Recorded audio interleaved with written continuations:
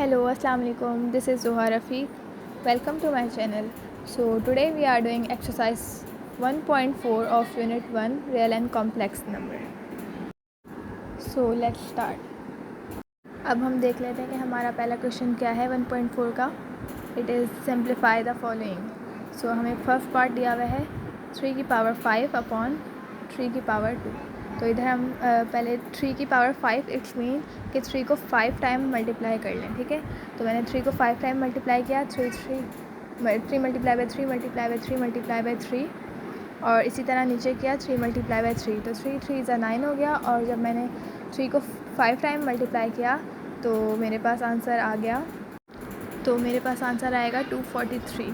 तो मेरे पास हो गया 243 अपॉन 9. अब 243 अपॉन 9 को जब हम डिवाइड करेंगे तो हमारे पास आंसर आ जाएगा 27. सो यहाँ हम इसका आंसर लिख देते हैं 27. It's so simple.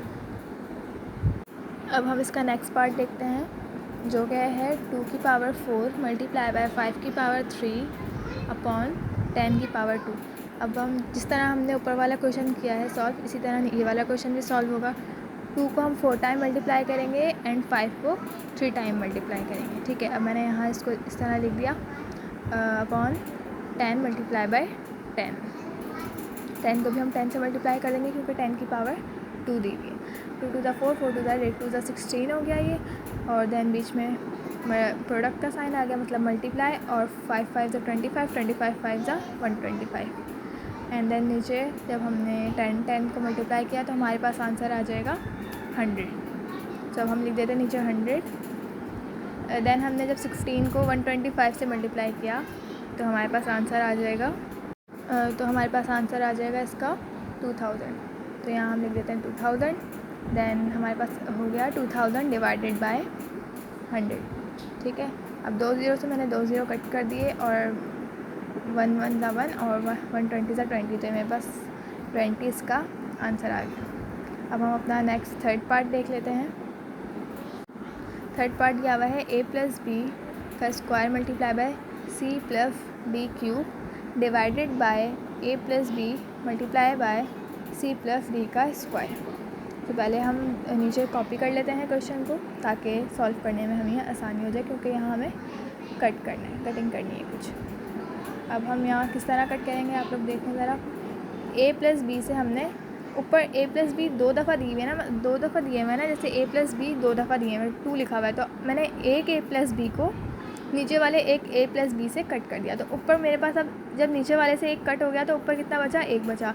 और नीचे जो 2 दिए हुए हैं ऊपर 3 दिए हुए हैं मतलब पावर कितनी बनी हुई है 3. तो इट्स मीन ये 3 टाइम्स है.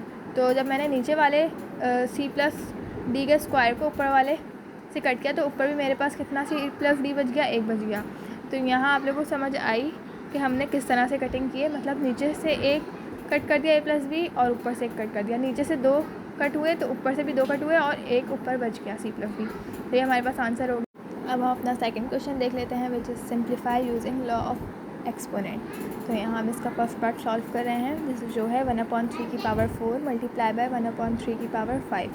अब आप लोग हमेशा ये बात याद रखो, जब कोई भी 2 वैल्यूज़ आपस में मल्टीप्लाई होंगी जिसके ऊपर उनकी जो एक्सपोनेंट भी लिखा हुआ हो मतलब पावर भी लिखी हुई हो तो हमेशा उनकी जो पावर है वो प्लस हो जाएगी. ठीक है, ये बात आप लोग रिमाइंड कर लो कि जब भी 2 वैल्यूज़ मल्टीप्लाई होंगी तो उनकी पावर प्लस हो जाएगी. ठीक है, इसी तरह यहाँ क्या होगा 1/3 और 1/3 आपस में मल्टीप्लाई होंगे तो इनकी पावर जो है वो सिंपल प्लस हो जाएगी.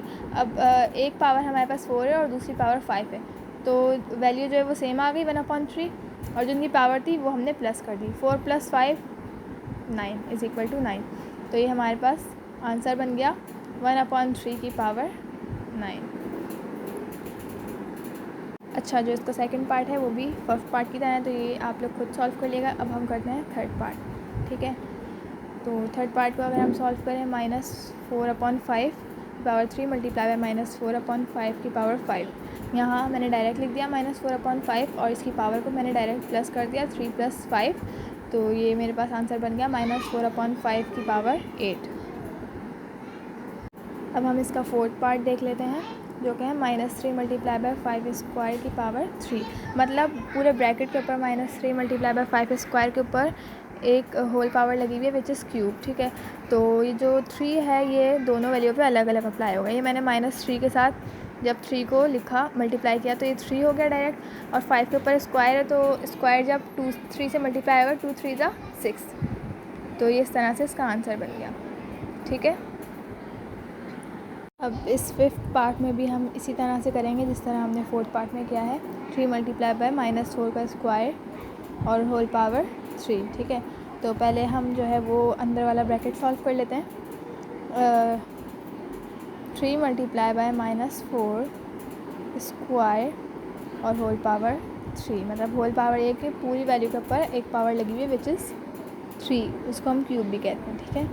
3 मल्टीप्लाई बाय -4 की पावर जो है वो 2 है, ठीक है। जब वो 2 जो है 4 मल्टीप्लाई बाय 4, मतलब 4 को जब हम 4 से मल्टीप्लाई करेंगे तो हमारे पास 16 हो गया, और जो होल पावर थी वो वहीं रही। जब हमने होल पावर को दोनों वैल्यू पे अलग अलग अप्लाई किया तो ये हो गया 3 क्यूब और 16 क्यूब, ठीक है। देन हमारे पास है 6 पार्ट, तो हमारे पास 6 पार्ट है -a/bc की पावर 5 मल्टीप्लाई बाय -a/bc की पावर 4। अब हमने डायरेक्ट इसके यहाँ लिख दिया -a/bc और इसकी पावर को हमने प्लस कर दिया डायरेक्ट, ठीक है। 5 + 4 जो कि हो गया 9, ठीक है। यहाँ हमारे पास इसका आंसर भी आ गया। अब जो नेक्स्ट पार्ट है हमारे पास विच इज़ पार्ट 7, तो अब हम ये देख लेते हैं कि इसको किस तरह करना है। सो ये है -c/d की power square multiply bye -c/d की power cube multiply by -c/d की पावर 5, ठीक है। तो हमने क्या किया, -c/d को लिख दिया। जब माइनस माइनस जो है वो फर्स्ट वाले जो 2 हैं माइनस माइनस, जब वो minus minus plus minus minus जब हमने मल्टीप्लाई किए तो वो प्लस हो गए, ठीक है। तो हमारे पास फर्स्ट वैल्यू हो गई प्लस, और जो फर्स्ट के थे 2 + 3 तो ये हमारे पास वैल्यू 5 हो गई, ठीक है। मतलब पावर 5 हो गई। और फिर हमने जो सेकंड वाला था विच इज़ -d/c/d की पावर 5 उसको हमने अलग से इसके साथ मल्टीप्लाई करा दिया। अब जब ये प्लस माइनस हुए, प्लस माइनस क्या होता है माइनस, ठीक है। तो जब ये माइनस हुए तो प्लस माइनस माइनस हुए तो ये यहाँ आ जाएगा माइनस, और इसकी पावर जब मल्टीप्लाई हो रही है मतलब जो दोनों वैल्यूज मल्टीप्लाई हो रही है तो इनकी पावर क्या हो जाएगी, प्लस हो जाएगी। 5 + 5 10, तो हमारे पास आंसर हो गया -c/d की पावर 10। अब हमारे पास है पार्ट 9, तो ये हमारे पास है। इसमें हमने सिंपली क्या करना है कि जो वैल्यूज़ दी हुई हैं उनके ऊपर जहाँ कुछ भी नहीं होता वहाँ 1 होता है, तो हमने इनकी पावर्स को जब प्लस करना है। जैसे m1 और एक आगे m की पावर दी हुई है 5, तो यहाँ हो गई m की पावर 6, n2 देन n3 मतलब n5 हो गया यहाँ पर, और t4 + t7, ठीक है। मतलब तो t जब मल्टीप्लाई हो रहे हैं तो इनकी पावर प्लस हो जाएगी। 7 + 4 11, तो ये इसका आंसर हो गया, ठीक है। देन हम देखते हैं पार्ट नंबर 11। तो अगर हम पार्ट 11 को देखें तो ये भी बिल्कुल पार्ट 8 की तरह है, इसको भी हम इसी तरह सॉल्व करेंगे। तो ये आप लोग खुद कोशिश करिएगा करने की, इंशाल्लाह हो जाएगा। देन हमारे पास है पार्ट 10, ये भी इसी तरह होगा सेम एज इट इज़ जैसे हमने 8 पार्ट किया है और 9 पार्ट करेंगे आप लोग।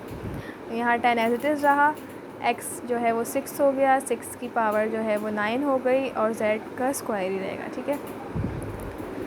तो ये z का स्क्वायर, ठीक है। देन हमारे पास पार्ट है 11, तो ये 3/5 एज इट इज़ रहा। r जो है वो 3 और 2 + 7, तो ये हो गया r की पावर 10।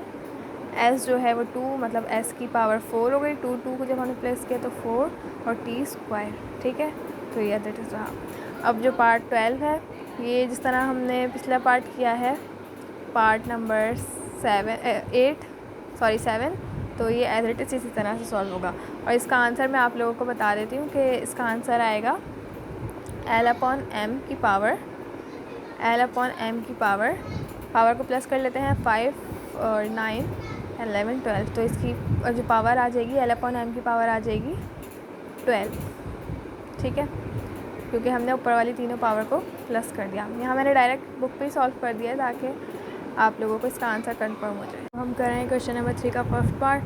तो ये 5 स्क्वायर की पावर 3 है, तो 2 3 ज़ा 6 हो गया, मतलब 5 की पावर 6 हो गई। यहाँ x y की पावर 3 और होल पावर है 5, तो 5 3 ज़ा 15 कर दिया। तो यहाँ हमारे पास x y की पावर हो गई 15। अब हम 15 को अलग अलग भी अप्लाई कर सकते हैं, तो x के ऊपर मैंने 15 पावर अलग अप्लाई कर दी और y के ऊपर अलग अप्लाई कर दी, ठीक है। अब हमारे पास है पार्ट 3 -4 का स्क्वायर होल पावर 5, ठीक है। तो ये 2 5 10 मैंने डायरेक्ट इसकी पावर को मल्टीप्लाई कर दिया। देन हमारे पास है पार्ट 4, इसमें लिखा हुआ है -3 की पावर क्यूब मल्टीप्लाई बाय -4 का स्क्वायर और होल पावर दी हुई है क्यूब, ठीक है। तो जब यहाँ हम क्या करेंगे -3 लिख देंगे और जो 3 है उसको हम 3 से मल्टीप्लाई कर देंगे, मतलब जो पावर लिखी हुई है हर वैल्यू के ऊपर उसको हम होल पावर से मल्टीप्लाई कर देंगे। 3 3 ज़ा 9 हो गया, -3 की पावर 9 और जो -4 है 3 2 ज़ा 6, तो ये हो गई -4 की पावर 6। अब यहाँ हम क्या करेंगे, बी स्क्वायर अपॉन 5 की पावर क्यूब है तो बी एज इट इज़ लिखा, 3 2 ज़ा 6 और 2 3 ज़ा 6 हो गया और 5 के ऊपर भी 3 की पावर अप्लाई कर दी। यहाँ पर हमने क्या किया, -4 और 9 का स्क्वायर लिखा हुआ है तो यहाँ हम एज इट इज़ इसकी वैल्यू अंदर लिख देंगे और इसकी जो पावर है उनको मल्टीप्लाई कर देंगे, 2 3 ज़ा 6, ठीक है। तो हमारे पास आंसर आ गया इसका। अब यहाँ हमने इसकी पावर को जब मल्टीप्लाई कर दिया, 3 2 ज़ा 6 6 4 ज़ा 24, ठीक है। देन हमारे पास है पार्ट 8, यहाँ हमने m की जितनी भी पावर थी उनको सबको प्लस कर दिया, जो बना m10 और बाहर जो था 2 5 ज़ा 10, तो इसको हमने मल्टीप्लाई करा दिया, मतलब 2 को 5 से, तो ये पावर हो गई 10 और 10 10 ज़ा 100। देन हमारे पास है पार्ट 9, यहाँ अब हमने क्या किया, जो पूरी वैल्यू थी उसको इसी तरह सॉल्व किया और माइनस जो बाहर माइनस था उसको हमने बाहर ही लिख दिया और जो अंदर हमने सॉल्व किया था सारा, तो अंदर सॉल्व करने के बाद हमारे पास आंसर आ रहा था -0.1 और जब हमने इसकी पावर को प्लस किया तो ये पावर बन गई 9 और बाहर स्क्वायर था, तो जब माइनस माइनस हम करेंगे तो प्लस हो जाएगा, ठीक है। तो ये बन जाएगा +0.1 की पावर 9 2 ज़ा 18। तो यहाँ हमारे पास एक्सरसाइज 1.4 के तमाम क्वेश्चन सॉल्व हो चुके हैं। अगर कोई कन्फ्यूजन हो तो आप लोग मुझसे पूछ सकते हैं। I hope you understood today's lecture and don't forget to subscribe the channel. Thank you. अल्लाह हाफिज़।